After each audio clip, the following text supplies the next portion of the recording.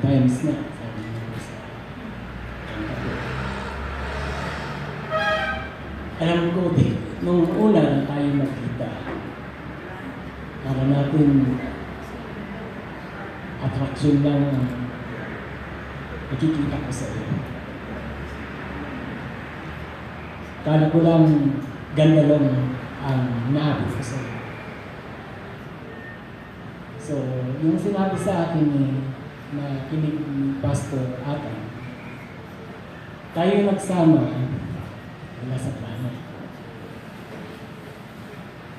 Wala tayong yung bahay, dapat tumatak tayo. Nakalimutan natin ito. Namula tayo, kung kailan tayo tumanda na, doon natin nakilala. Matagal tayo maging malapit sa Panginoon. Mga anak natin ay nadanay, mga anak natin ay hindi lang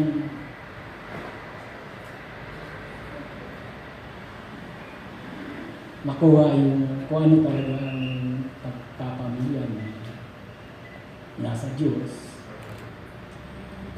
At ako ay kung hindi sa mga kapatid sa pananampalataya, doon ko nakilala ang Diyos. At noong tinanggap ko ang Panginoon na siya ang aking Lord at Savior, doon ako nagkaroon ng conviction.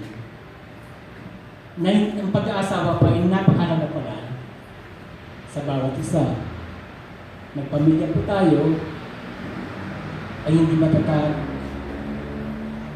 Marami kang dinaranas sa akin ng mga luha, nagtitiis. Kaya nagpapasalamat din ako, natiis mo ako sa loob ng 27 years. Hanggang ngayon.